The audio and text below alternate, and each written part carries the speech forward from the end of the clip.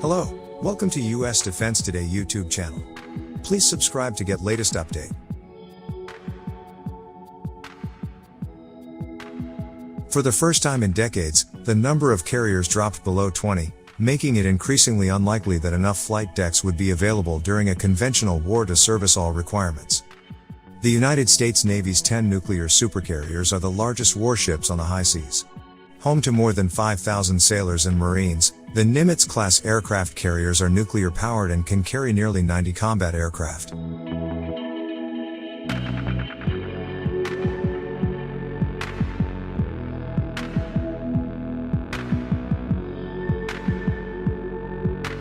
Still, it didn't have to be this way. Had the Navy taken a different tack several decades ago, the gigantic ships would have been supplemented with smaller, more cost-effective flat tops, the medium aircraft carriers.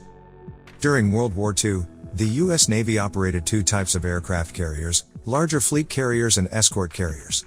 The larger carriers comprised the main offensive striking power of the fleet, carrying a mixture of fighters, dive bombers, and torpedo bombers.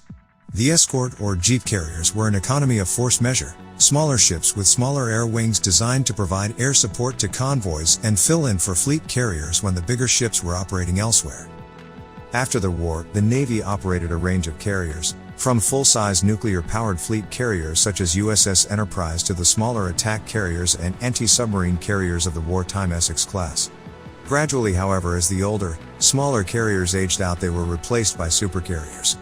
No smaller carriers were built, and by the mid-1980s almost all of the U.S. Navy's carriers were at least 1,000 feet long, with the exception of the USS Midway and USS Coral Sea. The drift towards large carriers was a mixture of politics and practicality. Although defense dollars flowed relatively freely during the Cold War, it was safer to propose buying one large carrier in 1 year than two smaller carriers in back-to-back years. An unforeseen budgetary emergency could result in the second carrier being cancelled. Large carriers were more cost-effective. One hull with a 6,000-man crew was cheaper to operate than two hulls that required a total of 9,000 men, but collectively had just as many planes. A single carrier also required only one set of cruisers, destroyers and frigates as escorts. Finally, larger carriers could also generate more air sorties than a smaller carrier and could operate more and larger aircraft.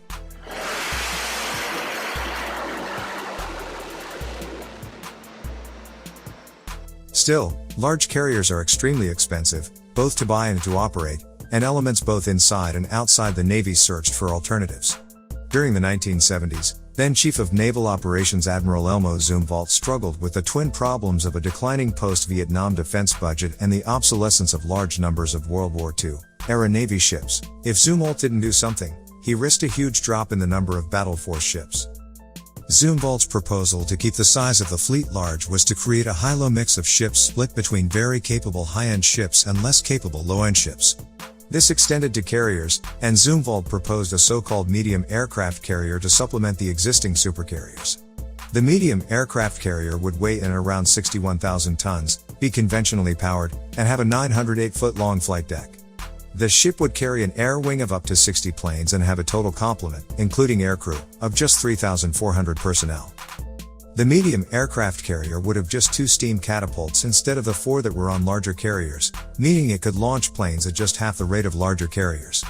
It would have just 2 elevators instead of 3. Although it had fewer planes, it deleted fleet air defense and anti-submarine warfare aircraft from the mix to concentrate on striking power, giving nearly as much as a supercarrier.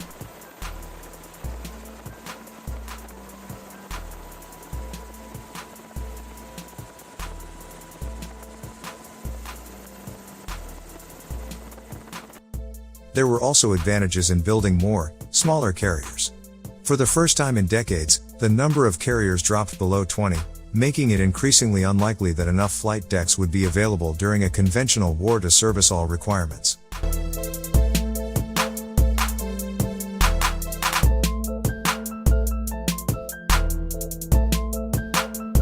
Spreading naval aviation out among more platforms made it more resistant to individual wartime carrier losses.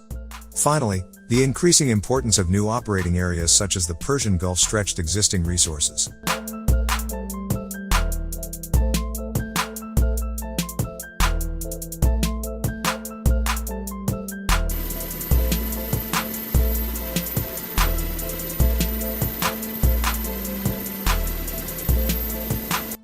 Despite the proposed advantages of the medium aircraft carrier, the disadvantages of the smaller platform ultimately made it unattractive.